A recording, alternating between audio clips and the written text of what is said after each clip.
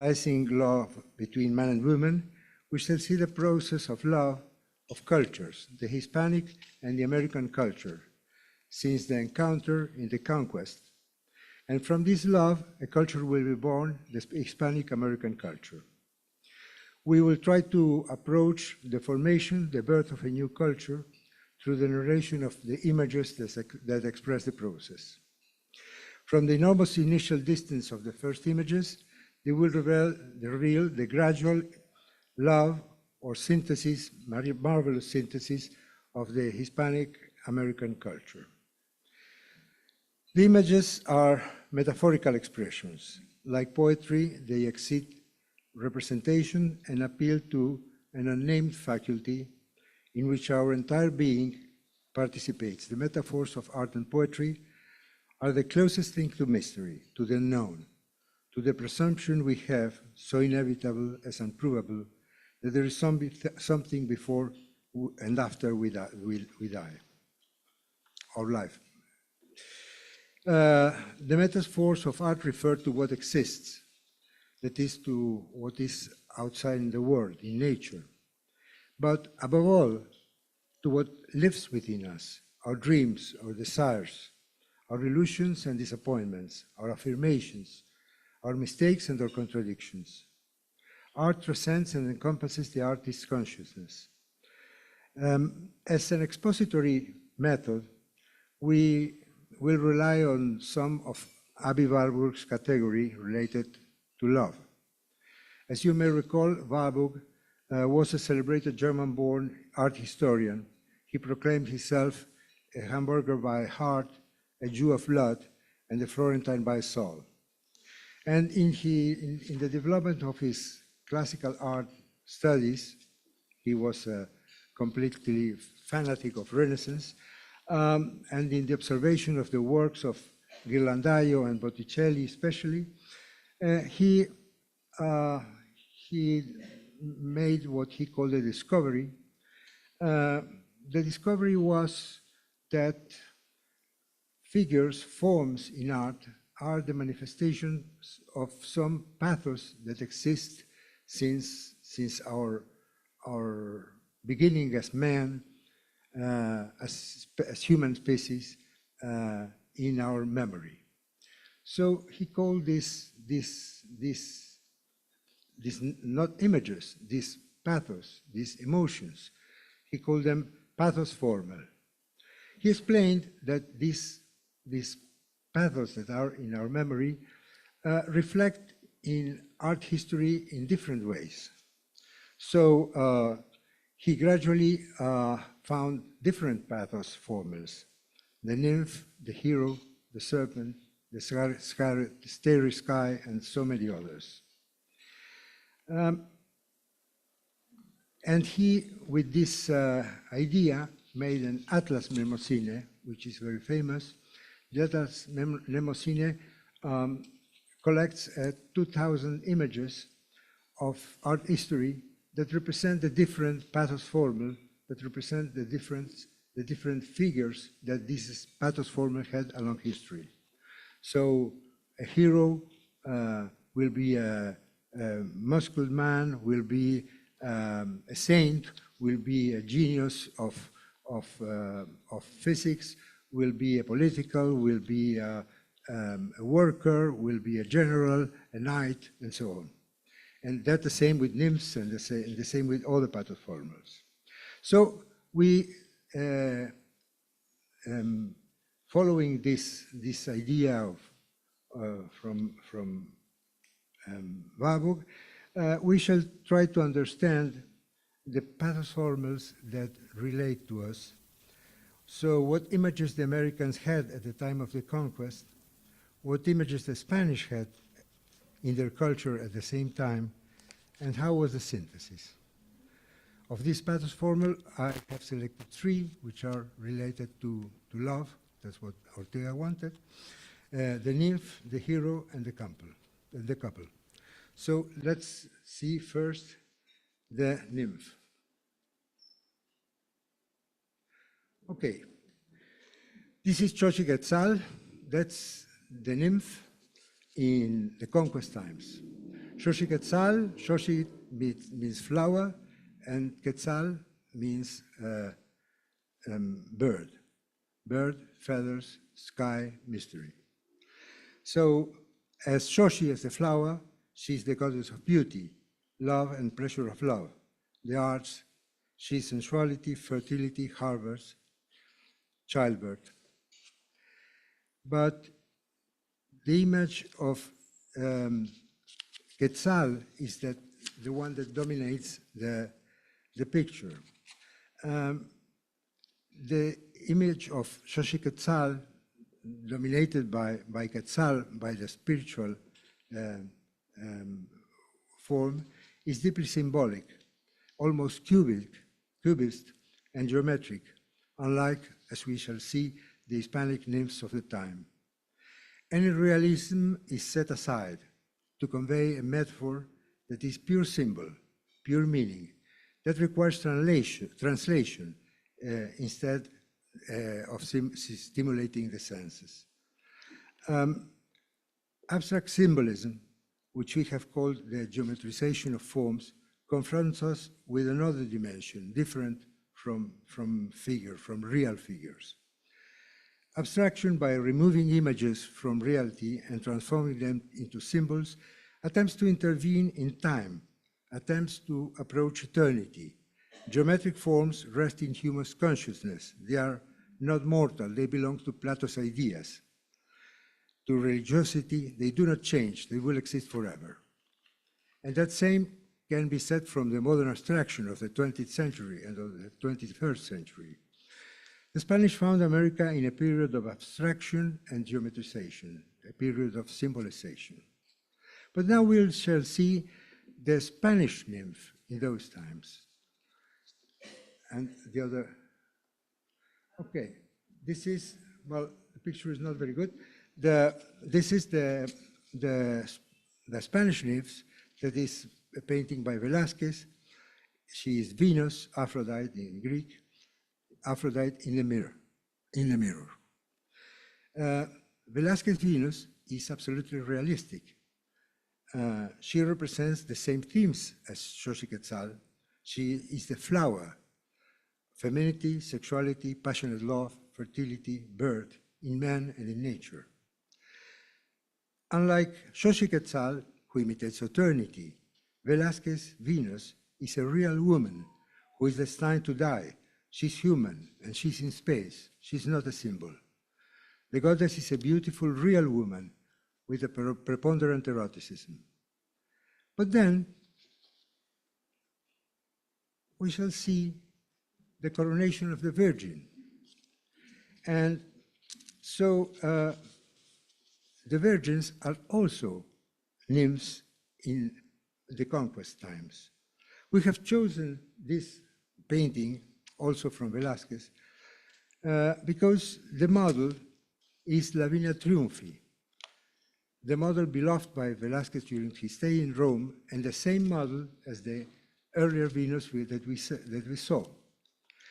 The structure of the work forms a heart, symbol of spirit, depicting the respective positions of God the Father, the love of the Holy Spirit, and down Virgin Mary and Jesus.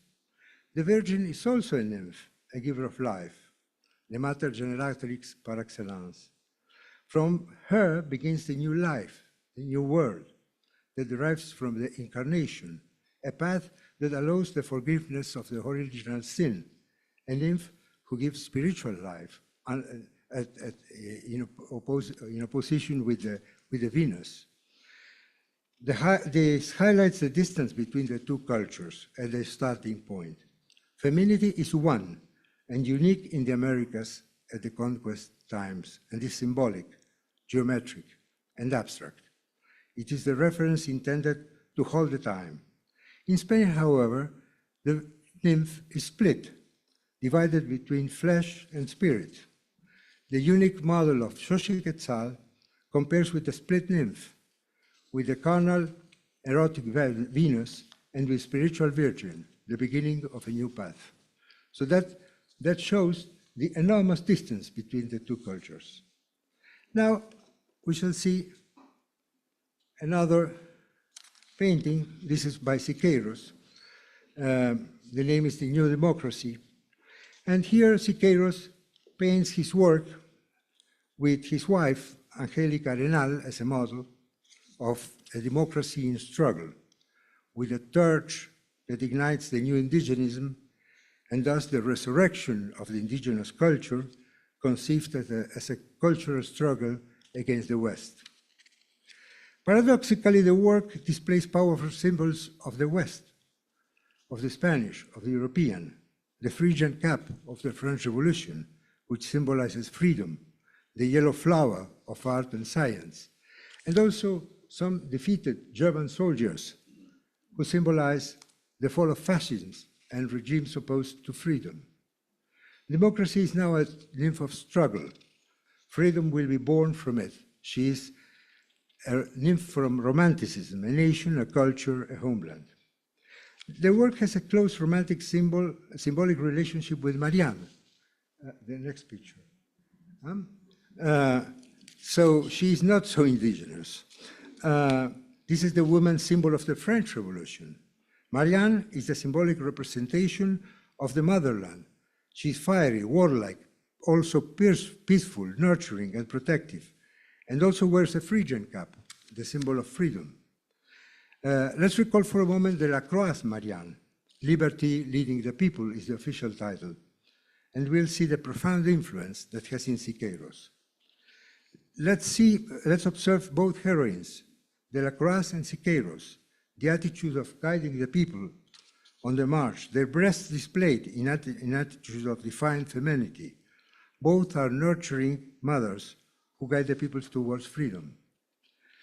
Beyond the ostensible indigenism in the central figure from Siqueiros' painting, which tries to affirm an indigenous culture, above and in conflict with the culture of the conquest, the use of profoundly Western symbols stand out. Therefore, regardless of the artist's intention, art happens. We paint what we do not see, said Deleuze. The work exhibits a synthesis, a deep meeting between American culture and the Western world through Spain. And now we'll see, next picture, Nymph of Our Days. This is an entitled work by Flavia Darlini. It's a self-portrait. It's a precursor to the selfies, and it's painted, the photograph is painted.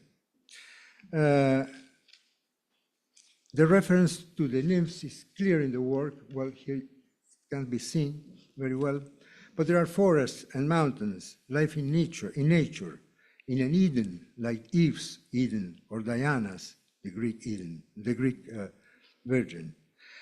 But also in the poses, the movements frozen in the instant evoke Warburg's wind, evokes Warburg's pathos formula. The scene celebrates the ascension to heaven of a dead child. The spiritual joy of the soul rising prevails over the sadness caused by the loss of the body here on earth. Is Christ the dead child whose crucifixion saves and thus the spirit is reborn?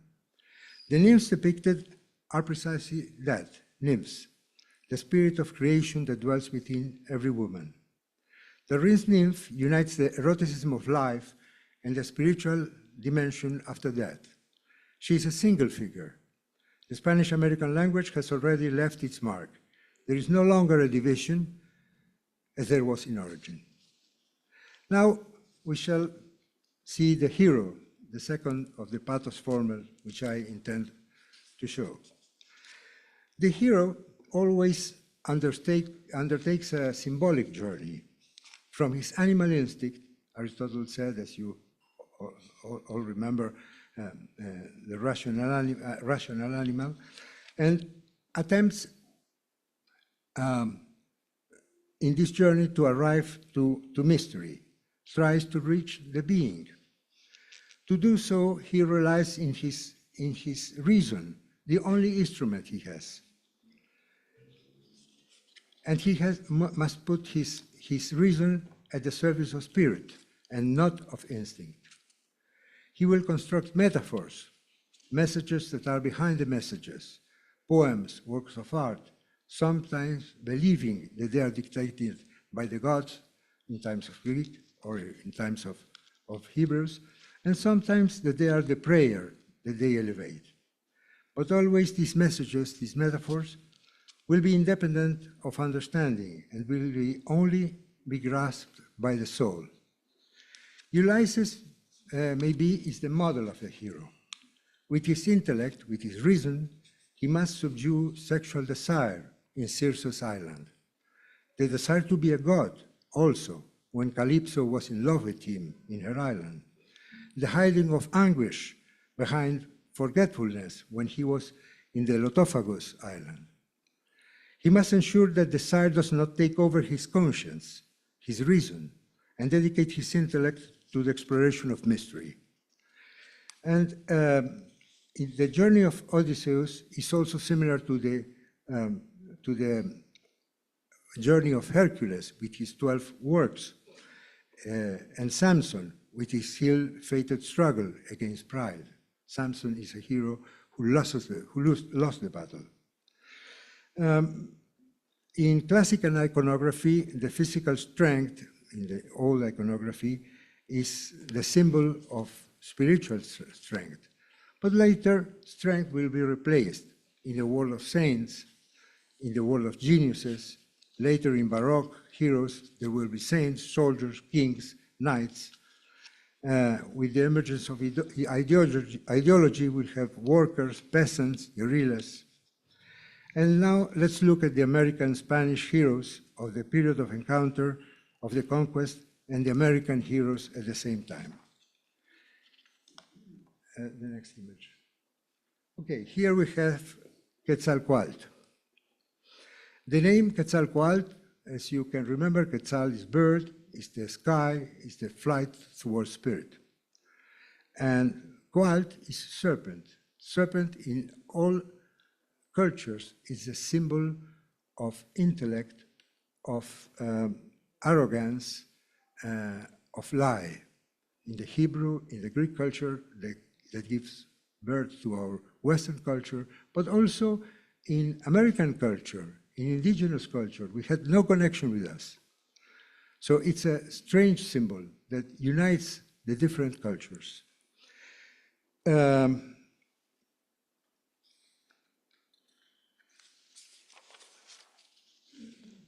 Quetzalcoatl feathers, as Xochitl feathers, dominate the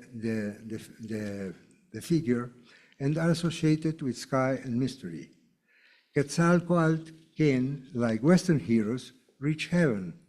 His vocation is determined by the feathers that allow him to fly. But the serpent is also present with his attachment to the intellect. He uses the serpent, he uses the intellect to go into the sky, into the mystery. But then the American culture had the Tezcatlipoca. Next. Tezcatlipoca is the destructive function of Quetzalcoatl. His name means the smoking black mirror. The presence of the mirror, of the reflection, immediately leads to language, to reason, to representation. In the mirror, what dominates is reason, not spirit. Tezcatlipoca is the pure reason against Quetzalcoatl's pure spirit. He knows all thoughts, and he's dark, nocturnal. You remember Borges and his reference to mirrors. The American hero so has two roles. There are two American heroes, as there were two European nymphs. Here we have Quetzalcoatl and Tezcatlipoca. And now we shall see the Spanish hero at the time of the conquest. Well, this is the knight with his hand on the chest from El Greco. So we have seen the nymph in the American upon the arrival of the Spanish was unique, and for the Spanish, the nymph was separate, and the reverse happened with the hero. With the hero, it is not split in the Spanish. The hero is a single one who combines all qualities. We have chosen this famous work from El Greco, so named because it's pure mystery. It has no title. Nobody knows who was the sitter. The predominant feature is that his hand that seems to invoke a sacred oath. We don't know what oath. The sword tells us that he is a knight. The sword is here and always a symbol of spirit. For the Spanish Catholics, a symbol of cross. But what prevails is the oath. Indeed, the knight is pure mystery beyond conjecture. We don't know who he is. The hero represents the mission of the Spanish knight, his dedication to Christianity, and through it to the spirit. He is not guided by reason, but by faith. And I had written, I don't know if I repent from it or not, these are the madmen who, with a handful of men, set out to discover our continent. There were 300. So, okay, this is Letiel Day, the arquebusier archangel. The arquebusier-wielding archangels are heroes of the Hispanic American syncretism. There are lots of cross-influences in them. Far from traditional representation, these archangels originated in Peru, northern Argentina, and Bolivia, and are unique in the world. They bear no resemblance to Western painting of the period, and are a native creation of Hispanic America, one of the earliest. They were usually painted by native artists, although the structure is European. We also know their asexuated faces. The probable source of the arquebus-wielding archangels are the spread in America of the Book of Enoch, a part of the text of the Bible of the Ethiopian Orthodox Church. And they are full of enigmas. The first is, how did the Inquisition allow the Book of Enoch, which is forbidden by Catholicism? It's one of the forbidden books of the Bible. How they permitted it to reach America? How did the Inquisition allow to portrayal Letiel, an archangel, a strongly devious archangel? The only explanation is the confrontation of Hispanic Andean worldviews, one of the first syncretized symbols. The arquebus maybe was associated with the god thunder or the god lightning. That was the name was Illapa in the Inca mythology. The sword is a symbol of spirit everywhere in the world, in the Western world, and a symbol of the Holy Cross for the Catholic Spaniards. Thus, the arquebusier angels of South America are one of the earliest Hispanic American images. Now we shall see the Inca Garcilaso de la Vega by a Peruvian artist, José Sabogal. First, José Sabogal. He's central in this discussion because he was an artist explicitly interested in Hispanic American culture. He received a solid education in Europe, and from there he came as a cabin boy to Buenos Aires, where he excelled as a fine art student. Then he returned to his homeland. He deeply admired Garcilaso, whom he considered the first Peruvian, or maybe the first American, Hispanic American. As you can remember, the Inca Garcilaso de la Vega, represented in this work, also has a rich Spanish American history. He was born in 1539 during the conquest. He was the son of an encomendero, a minor noble from Spain, and an Inca princess, and he was educated in Spain. He spoke Quechua and Spanish fluently and remained in Spain until his death. In 1609, he wrote his fundamental work, the Comentarios Reales de los Incas. The painting represents him as a man of two worlds, obviously American Spain. The structure of the face is that of Christ, also a man of two worlds. In his case, the divine and the earthly.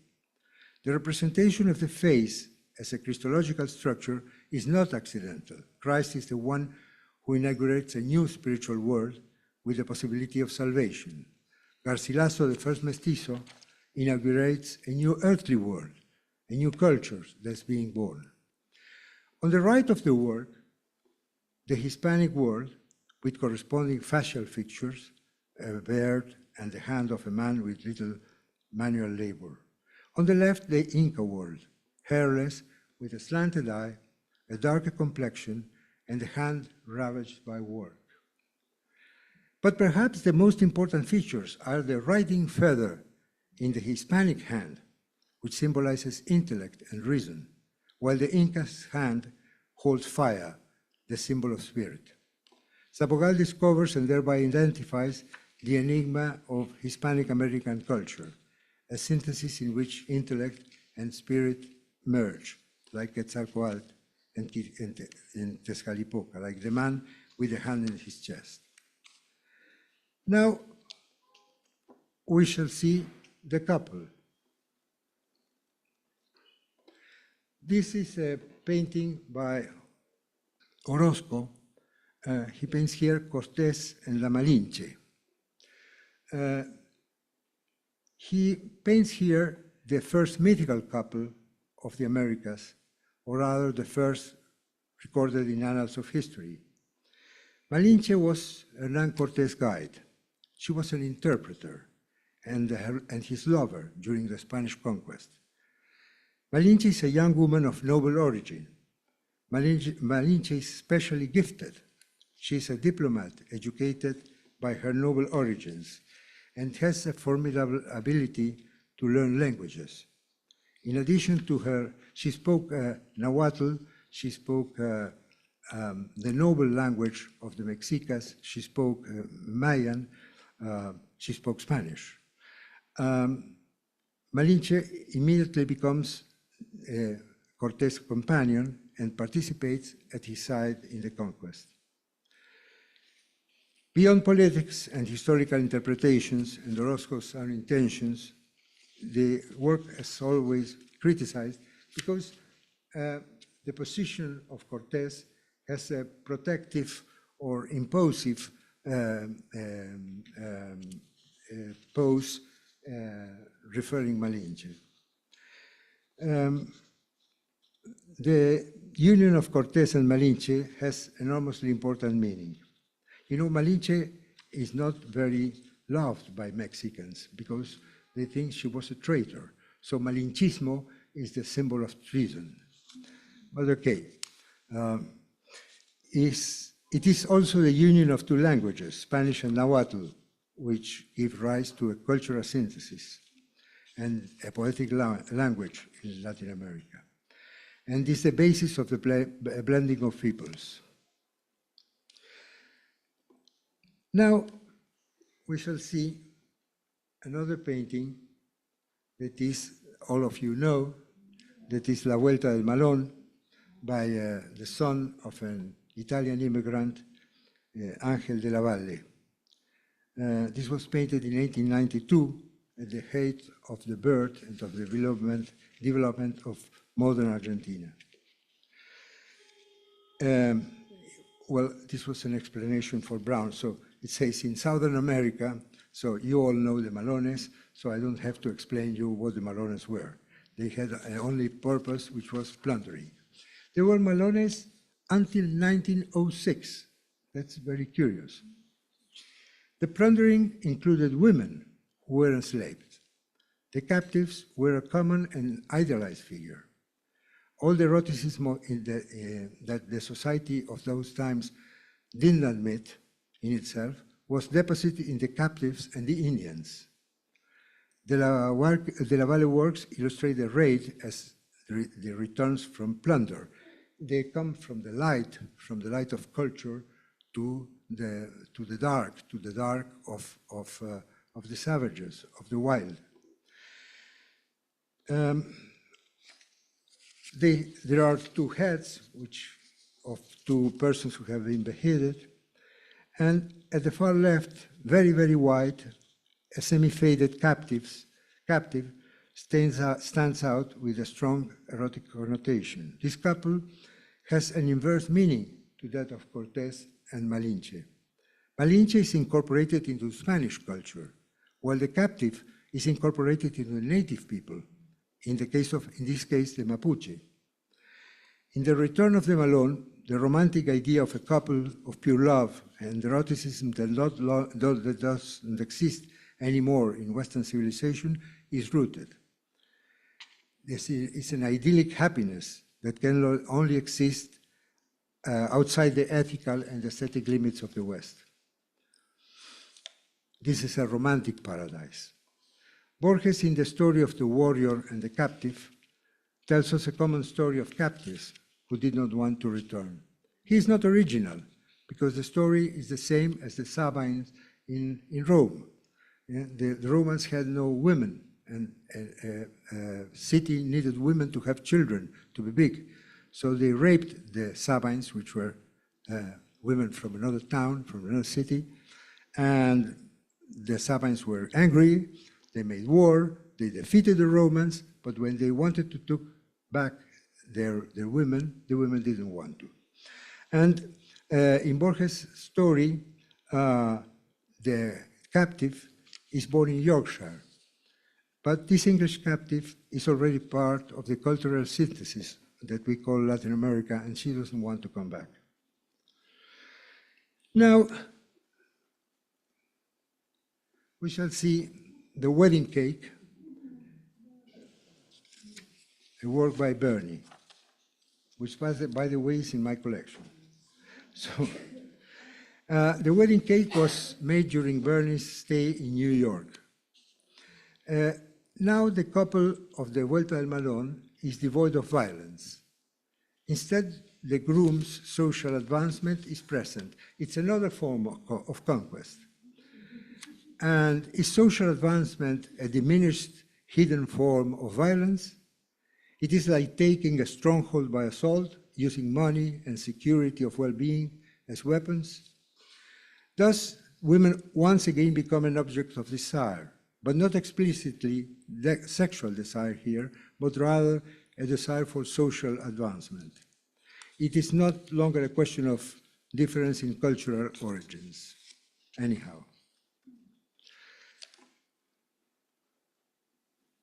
But here, in the last painting and in this one, we have already a synthesis. We have dramatic synthesis. In this case, Mal de Amores is a painting by Carlos Alonso during his stay in Rome in the 70s. The work corresponds to the tragic period in Latin America during the Cold War, in which our countries were, like the rest of the world, sites of combat and of battle.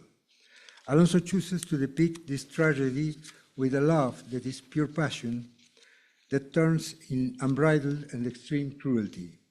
The figures, using love as an excuse, exert extreme violence against each other, a drift of evil and not of love that gives the series a title.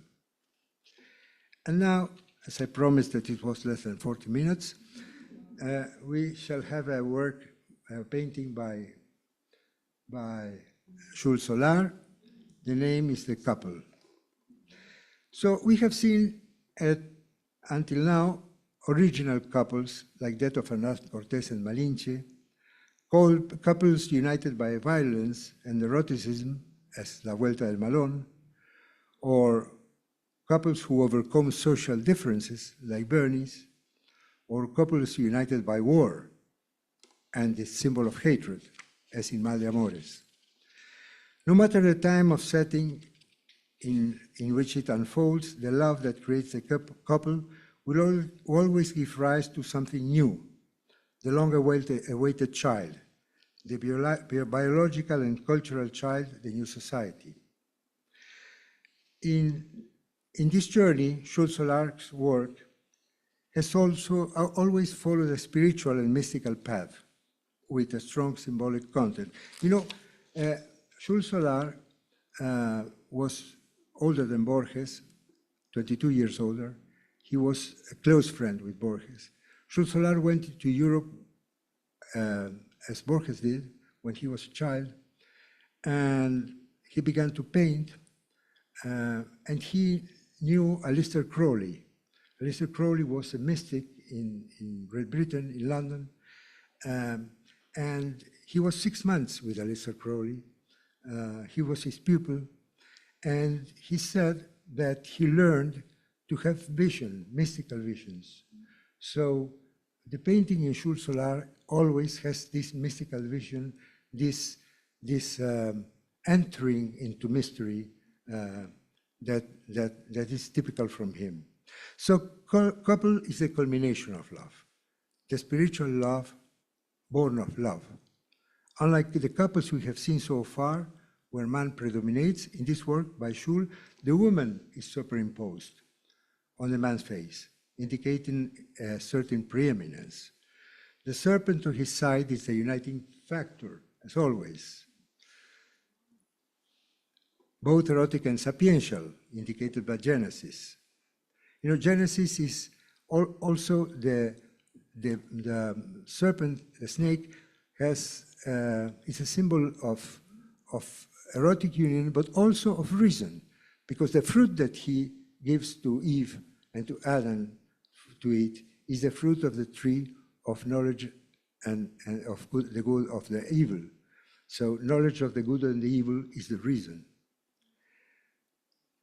That's why they are expelled. The serpent is symbolized, is geometric, and Schul's couple lacks erotic references. The moment of erotic desire is behind, and we are in a present that consecrates mutual mystical surrender. Above, the sun, a universal symbol of spirit, presides over the painting, illuminating it with a yellow glow. Schul's couple has an ambivalent meaning.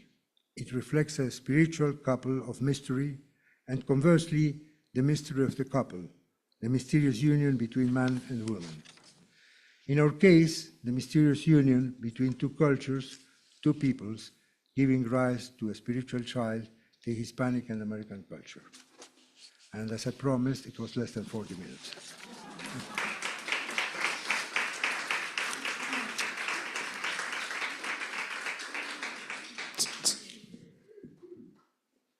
Oh, please don't step down yet. We have a few questions, I'm sure. Thank you. That was absolutely genius. And I am holding the microphone, but others may first. And I see a hand up. Do you mind taking a few questions? Oh, yes. Thank you.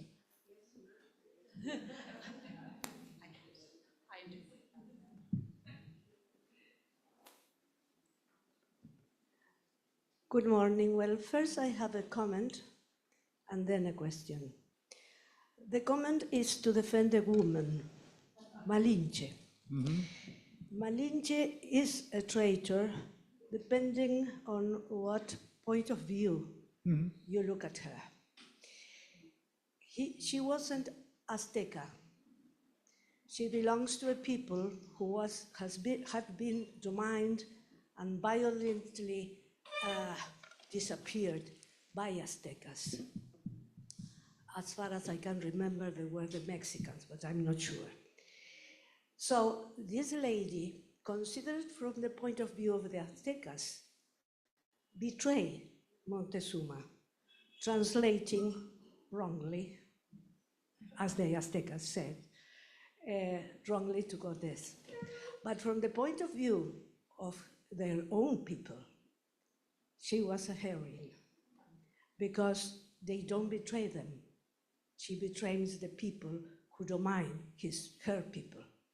So everything depends on the point of view you took. Well, that's the comment. The question is, if I can, ask you as the president of the Fine Arts Museum Friends Association. Can I? Yes. Okay. How can we separate politics from artistic criteria in order to respect or keep some interesting things that the Fine Arts Museum used to have, as for example, a very interesting room dedicated to the Latin American original native people that nowadays has disappeared. Well, first your comment. Well, Malinche was a strong traitor since the Mexican independence. Before, he was just a woman who was an interpreter for Spanish. She was a translator, and I admire her intellectual wealth by knowing so many languages, because she knew not only Nahuatl and Spanish, which she learned, but also all other indigenous languages. But concerning the museum, okay, we have a Spanish, pre-Columbian or pre-Hispanic, like we say, enormous collection, and we have three rooms right now, which represent the pre-Hispanic collection. Our museum is very similar. When it began, Argentina was rich, and we thought that it would be similar to the Metropolitan Museum. But then we were lost. But still has the same three axes, would I say, the same three bases of the Metropolitan Museum. There is what existed when we, the immigrants, arrived. There was what we, the immigrants, because this is I am sorry for the Mapuches, but this is an immigrant society. There is what our fathers or grandfathers, whatever it is, or immigrants loved and respected, the European art. So the first is the pre-Columbian art, the second, the European art, and then comes what we, the sons, or the whatever, could make, that is the Argentine art, which is not very Latin American, by the way.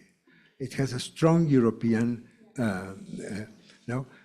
That's maybe the reason that it's not very loved in Europe, because we don't have a Brazilian culture or a Mexican culture behind it. We have an Italian and French culture behind it. But anyhow, so we have the rooms. Come to see the rooms. Dr. Crivelli, thank you for a most wonderful speech. I have a question out of curiosity about the representation of women as virgins, as religious virgins in Europe and in Latin America. Virgins, mothers of Christ, particularly in the Renaissance, had bodies. Mm-hmm. Often they were depicted lactating, I mean, giving their breast to the baby. When they came to America, to Latin America, they became triangles, pyramids. Their bodies were lost, like Virgen de Luján, the Virgin of the Guadalupe, the Virgin of the Copper Charity. I just wanted to know why such a transformation took place. Well, the Renaissance is probably the moment where the Western culture, I wouldn't say it is born, but is graduated as a culture.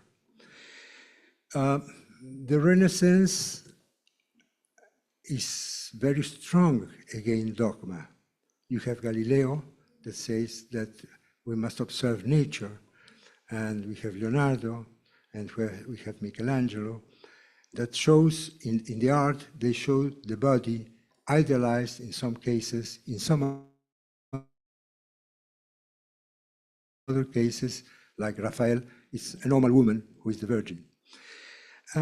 The Renaissance in Italy, this is very curious, but the Renaissance thought and the Renaissance art gave birth to the Protestantism. Protestantism is based on that we are humans and that science is what we should do, and dogma is not so important. The relationship with God is spiritual in Reformed religions, while in the Catholic religion of those times, it was a subdued relation, a relation through the church. So the church is expelled by Protestants, and naturally the Catholics began to be angry. There is a 30 Years' War.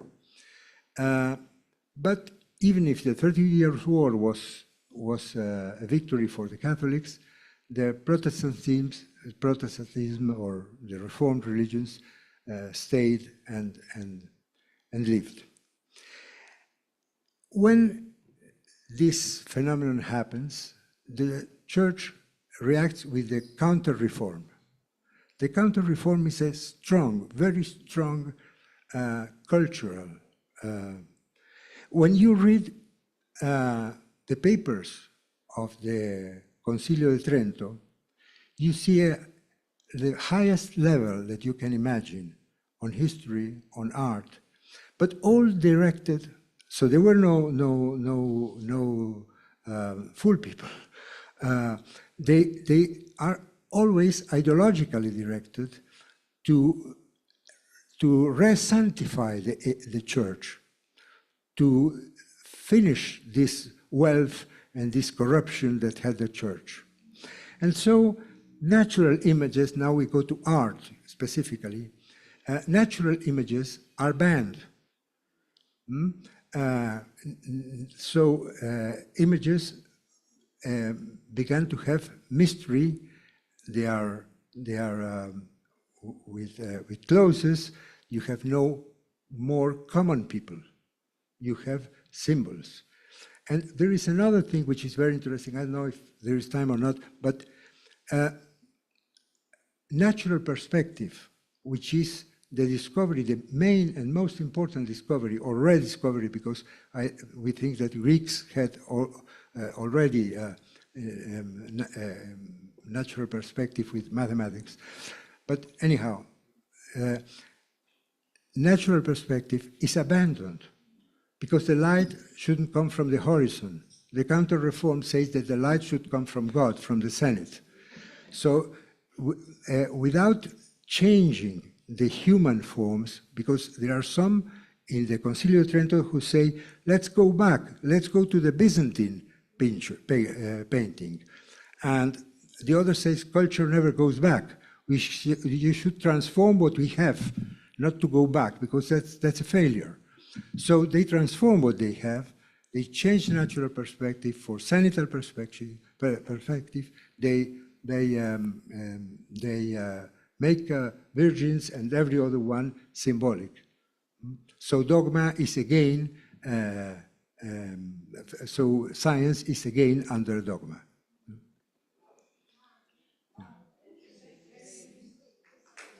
No, thank you.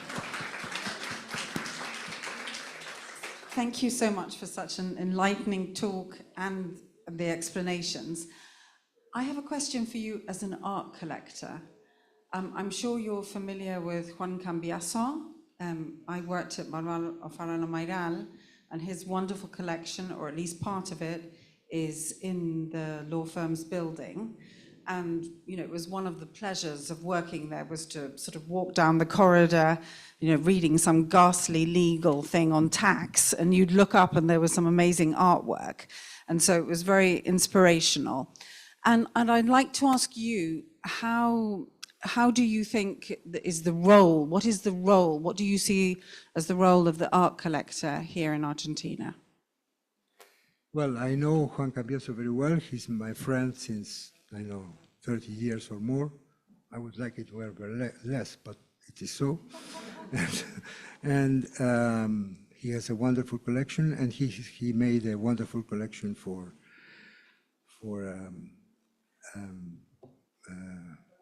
Mayral. And now, what's the role of an art collector? You have three kinds of art collectors. There are art collectors who collect for, I wouldn't say for money, it's for success. I buy it in $200 and now it's 4,000 or it's 40,000. I'm shrewd, I know a lot of art because I can discover. It's not that he wants to win money. There are some that yes. Then you have the art collectors that collect with an idea. I collect the 80s, I collect the 90s, I collect the abstract. And then there are art collectors like Juan Cambiaso and me that we collect what we love, what we have a passion for. And there is an instinct to possess the objects you feel passionate for. Now, what's the role in Argentina? The role in most of Western countries is to give these collections or part of these collections to museums. In Argentina, it is not. It was. When you see our Fine Arts Museum, you will see that nearly 70% of the artworks are collectors' donations, Garrico, Hirsch, and so many others. But there is no place. Our museums are very poor. So collections get lost when the collector dies into the family. They are sold. It is exceptional, the case that somebody leaves these collections to the public. One case is Eduardo Constantini, a very good friend of mine, whose generosity is immense, but his fortune is also immense. So he made a museum for his collection, and he gave this collection to a foundation. The collection is not anymore Eduardo's collection. It's the collection of a foundation.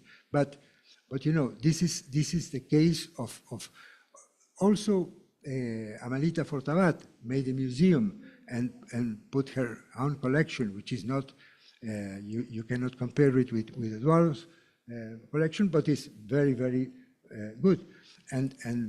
But you know, collectors, if they don't have a lot of money, they cannot build museums, and you don't have place, you don't have space in Argentine museums to exhibit your collection or part of it. I believe we have one more question. Thank you, Amy. I was going to ask a question of you as an art collector, but it was covered by your reply to Joanna. But you mentioned Juan Cambiaso, and you said that he is a quality of art collector that collects things that he really loves, like you do.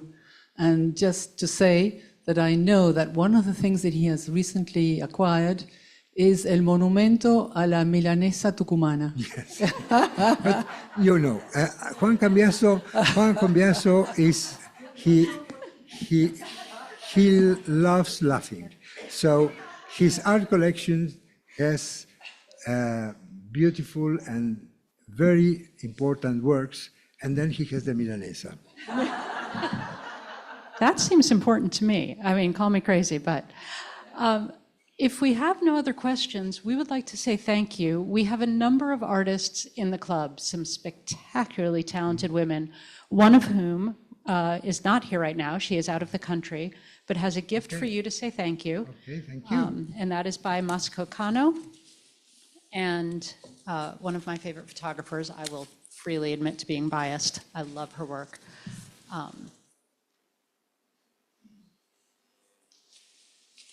I wrapped it, I'm sorry. You wrapped it very well. It's a problem.